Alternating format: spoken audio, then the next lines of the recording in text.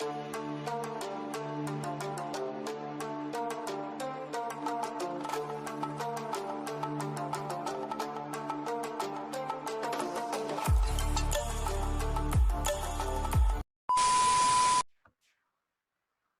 alunos, tudo bem? Professor Vinícius aqui, trazendo mais uma aula para vocês de ciências.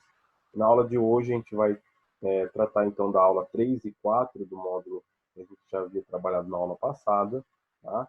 E a gente vai iniciar nossa aula com a correção das atividades também da nossa aula passada, beleza? Então vamos lá para a nossa aula.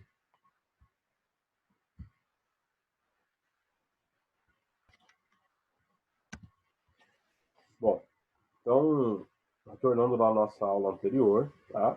A gente vai corrigir a atividade 1 da nossa aula anterior, tá?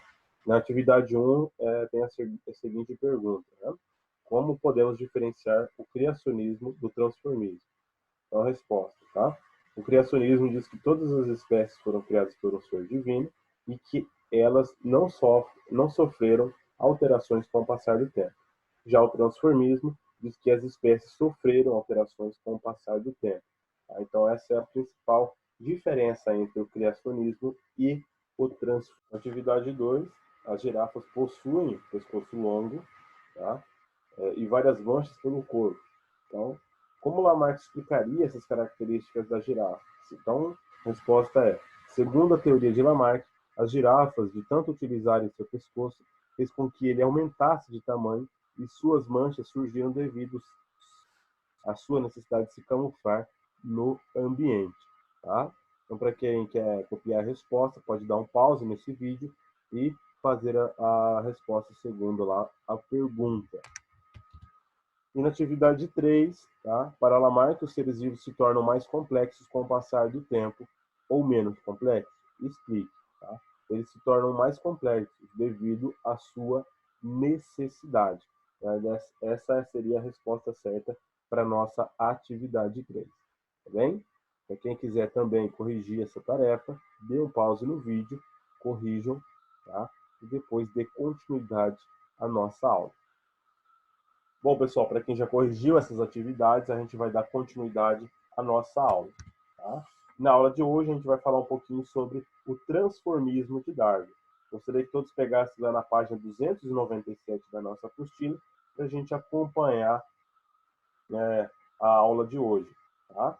Então, Charles Darwin foi um naturalista inglês e, como Lamarck, defendia uma teoria transformista. Tá? Então, ele também defendia uma teoria transformista, como Lamarck. Então, só que eram teorias diferentes. Tá? Já a gente vai falar um pouquinho sobre a gente vai falar daqui a pouquinho sobre as suas características, tá? Em comum e também suas características que são controversas em relação a essas duas teorias de transformação dos seres vivos. Bom, então para o Darwin, tá? Conseguir formular essa teoria, ele fez uma viagem a bordo de um navio chamado Beagle, e depois dessa viagem, Darwin desenvolveu uma das mais importantes teorias científicas de todos os tempos, tá? A teoria da evolução dos seres vivos.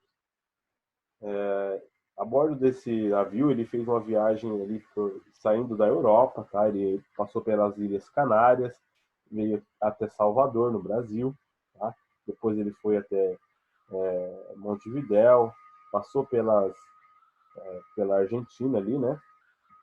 Passou ali por Valparaíso, foi até as Ilhas Galápagos, tá?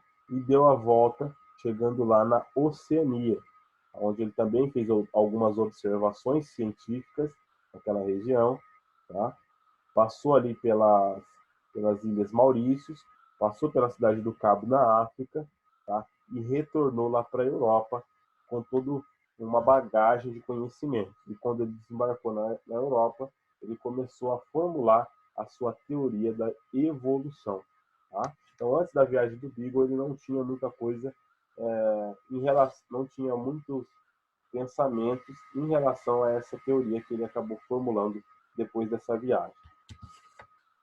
Bom, e a teoria da evolução? O que seria essa teoria da evolução, né? Então, a teoria de Darwin sobre a evolução dos seres vivos, que ele chamou no início de descendência com modificação, ela foi construída com base em uma série de observações e principalmente as feitas durante a bordo do Beagle. E uma dessas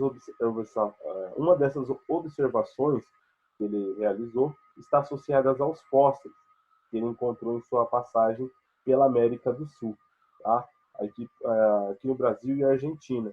Como assim, professor? Ele observou que existiam fósseis, por exemplo, de antas gigantes, tá?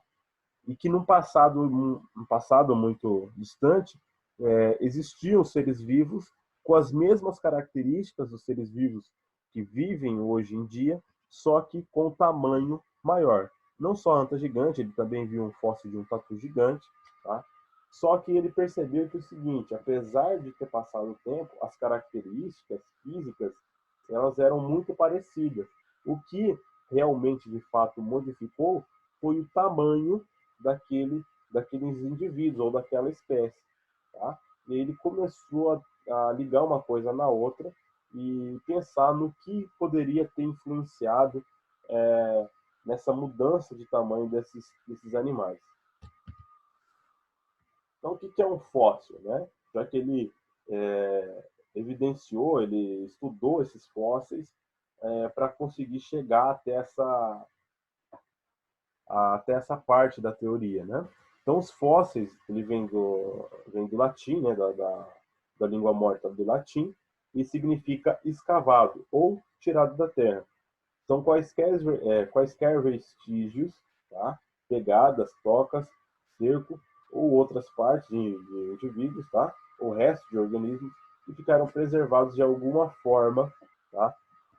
Ali dentro de alguma pedra, rocha ou, enfim, âmbar. Vai ter diversas formas de conservar esses seres vivos, inclusive também. Agora a gente vai para a atividade 1, tá? Da nossa aula. Na atividade 1, eu quero que vocês respondam lá o exercício número 1. Copiem no caderno de vocês, tá? Esse enunciado e respondam também no caderno, tanto do exercício 1 quanto do exercício número 2. O exercício 1 é da seguinte forma: quais foram as evidências que fizeram Darwin formular sua teoria? Então, eu quero que vocês digam ali quais foram as evidências que fizeram com que ele formulasse essa teoria da evolução, como a gente já abordou na nossa aula agora há pouco, tá? E eu quero que vocês digam para mim o que é um fóssil. A gente acabou de falar a respeito disso, tá? Então, o fóssil está bem simples de responder essa pergunta também, tá? Então, copiem, deem um pause no vídeo, copiem, respondam e depois deem continuidade a esse vídeo para a gente aprender um pouquinho mais sobre essas teorias da transformação, beleza? Então, dando continuidade à nossa aula, tá? Como que Darwin acabou comprovando a sua teoria, tá? Então, Darwin teve a oportunidade de observar fósseis de animais extintos, como os tatus e preguiças gigantes. Como esses fósseis eram muito semelhantes às espécies vivas, apesar de essas serem menores, Darwin imaginou que os animais gigantes do passado deveriam ser antepassados dos tatus e preguiças atuais, devido então, a essas características serem muito parecidas com dos seres vivos que viveram no passado e acabaram não sobrevivendo com o passar do tempo. Então, isso foi um dos vestígios mais interessantes de que Darwin formulou dentro da sua teoria.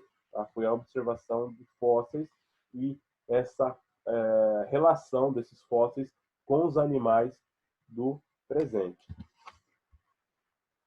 Então, uma segunda constatação de Darwin foi feita durante uma visita ao arquipélago de Galápagos, que é um conjunto de ilhas, né, vulcânicas próximo ao Equador. Ali a gente vai ter um conjunto muito grande de ilhas, e ele começou a observar ali que uma população de uma espécie de ave chamada de tentilhões, que tinha uma variação muito grande em relação aos tentilhões que viviam no continente, tá? Então, quando Darwin, observando a fauna local, formada principalmente por tentilhões, aves cujo tamanho varia desde um pardal até o triplo do seu tamanho, constatou que cada espécie ocupava uma ilha diferente e que todas eram muito semelhantes às encontradas no continente. Como as ilhas surgiram muito tempo depois do continente, Darwin concluiu que as espécies que viviam nas ilhas eram descendentes das aves provenientes do continente. Então, provavelmente, essas aves elas migraram lá para a ilha, tá? E acabaram se adaptando a essa ilha com um tamanho diferente, tipo de bico diferente, enfim, tendo essas características modificadas com o passar do tempo. Isso foi causando uma especiação dessas aves ali que ficaram isoladas nessa ilha. Então, Darwin também notou esse tipo de coisa. Tá? Existiam aves muito parecidas, mas que elas tinham algumas características diferentes das aves que viviam no continente. Tá? Seleção natural. Tá? Então, o que realmente é a base da seleção natural? Tá? Então, a seleção natural ela diz o seguinte, que os mais aptos ao ambiente vencem, e assim garante a própria sobrevivência, e consequentemente a de seus descendentes, enquanto que os menos aptos são eliminados. A esse fenômeno, em que apenas os mais aptos sobrevivem, Darwin chamou de seleção natural. Tá? E aqui, para exemplificar, eu trouxe a girafa. Nesse caso aqui, né, enquanto Lamarck explicava que as girafas de tamanho com o pescoço de tamanho pequeno, elas iriam esticando esse pescoço, portanto esse pescoço ele ia aumentando de tamanho, Darwin diz o seguinte, que existiam girafas dos dois tamanhos, tá? Girafas com o pescoço pequeno e girafas com o tamanho de pescoço grande. Em um determinado momento da sua vida, tá? Acabou o alimento ali na região baixa, e o que aconteceu? Elas tiveram que coletar alimentos somente em regiões altas, nas copas das árvores. As que tinham pescoço pequeno acabaram não sobrevivendo, por quê?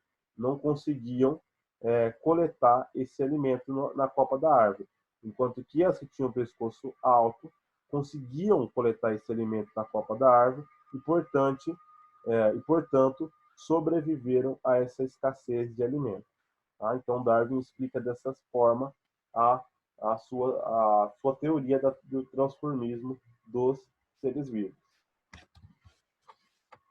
E agora a gente vai comparar um pouquinho Lamarck e Darwin. Tá? Em comum, as teorias de Lamarck e Darwin indicam a importância do ambiente na evolução dos seres vivos, que precisam estar adaptados ao espaço em que vivem. Então, portanto, Lamarck e Darwin eles concordavam em um ponto, que ambos sofriam influência do ambiente. Como eu expliquei para vocês, o ambiente influenciou a sobrevivência da girafa com pescoço maior, e para Lamarck, o ambiente influenciou a girafa ter um pescoço maior devido ao uso desse pescoço durante a alimentação dela nas copas das árvores. Tá? Então, em comum, os dois têm o quê? Que o ambiente é que vai pressionar esse ser vivo a sofrer um tipo de transformação. E as diferenças entre as teorias de Lamarck e Darwin está na forma como o ambiente participa do processo evolutivo das espécies. Então, para Lamarck, o ambiente estimula a geração de modificações nos organismos, tá? E tem um papel secundário, na verdade. O papel primário é do organismo que vai sofrer ou que vai realizar essas modificações. Já para Darwin, o ambiente seleciona os organismos com as modificações que os tornam aptos a tempo e têm um papel fundamental. Então, na verdade, o ambiente é que seleciona os organismos que já possuem essas modificações. Por exemplo, existiam as girafas de tamanho, as girafas com pescoço pequeno e girafas com pescoço grande. O ambiente forçou as de pescoço pequeno a morrerem e serem extintas, enquanto as de pescoço grande conseguiram sobreviver. Darwin também propôs que as modificações surgem naturalmente e não em relação à pressão do ambiente, tá? Gerando uma grande variedade de indivíduos nas populações. E as condições do ambiente é que vão selecionar então esses mais aptos. Diferente de Lamarck. Lamarck dizia o quê? Que era o próprio indivíduo que fazia a alteração no seu organismo, não que o ambiente iria selecionar aquele que ia sobreviver ou não. Tá? Essas são as principais diferenças entre, tá, as teorias de Lamarck e a teoria de Darwin. Agora eu quero que vocês realizem a atividade 2. Tá? Então, como Darwin explicaria o tamanho de pescoços das girafas e suas manchas? Então, agora eu quero que vocês deem a explicação segundo Darwin. Por que a girafa tem esse tamanho de pescoço, tá? E por que elas possuem as suas manchas? E na atividade 2, tá? Quais são as diferenças entre a teoria de Lamarck e a teoria de Darwin? A gente acabou de falar, então vai ficar muito fácil também para responder essa atividade. Também quero que vocês pausem o vídeo e façam e copiem esses enunciados e essas respostas no caderno de ciências. Beleza, pessoal? Então, para quem já terminou de copiar e terminou de responder, a gente vai ficando por aqui com a nossa aula e a gente volta na próxima aula com a correção dessas atividades. Beleza? Fiquem bem e até a nossa próxima aula.